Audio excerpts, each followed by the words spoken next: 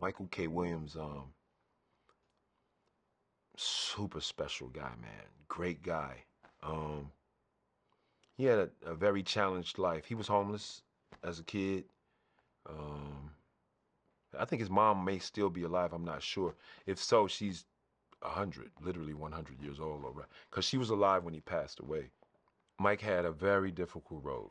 He used to be on top of the buildings, sleeping on top of buildings in New York as a kid, sleeping in the subway as a kid, bro. Tough, tough life. He caught that slash across his face at a party, and it was for nothing. You know what I'm saying? And at first, that slash left. He's a dark skinned brother, darker than me.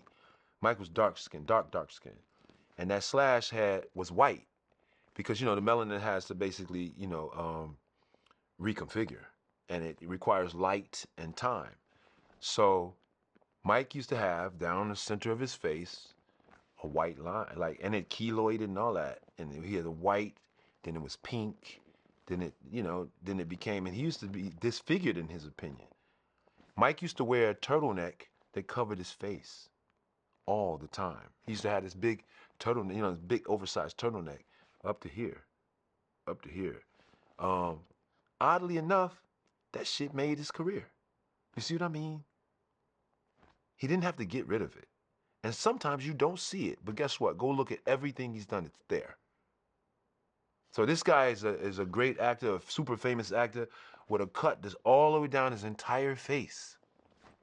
Like, so that's a lesson for somebody. You know what I'm saying? The lessons just come, but Mike was just, uh,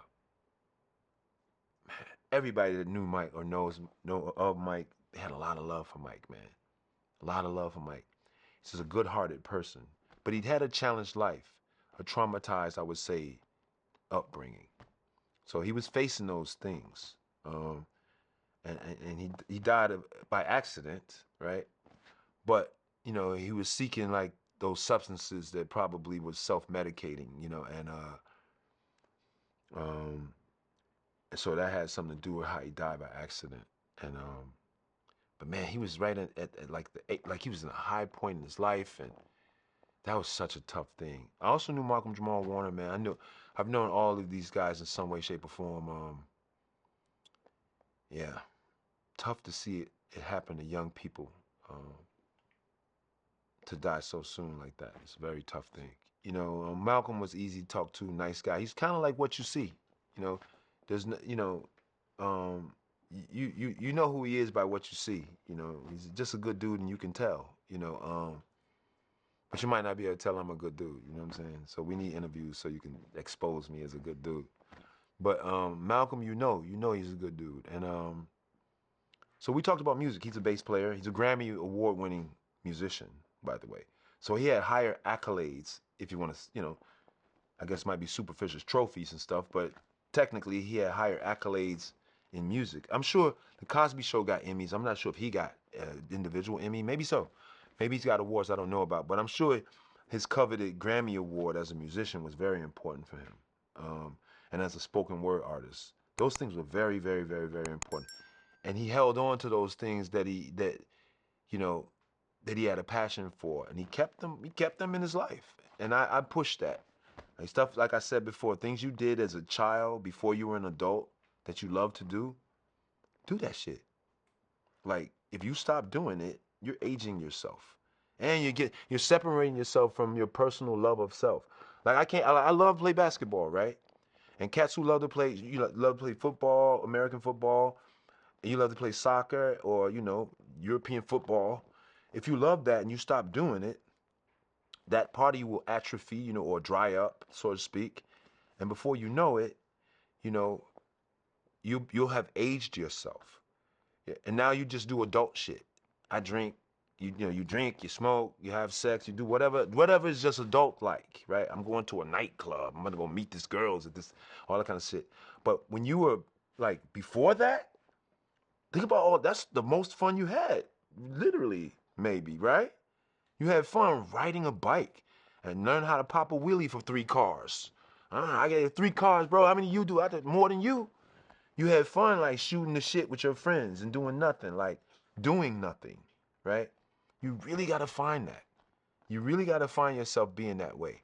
Back to the things you found when you were a kid or when you were like, before adulthood. The shit you did. You used to draw a lot. All right, now you working. You got 40-hour weeks. You don't draw no more.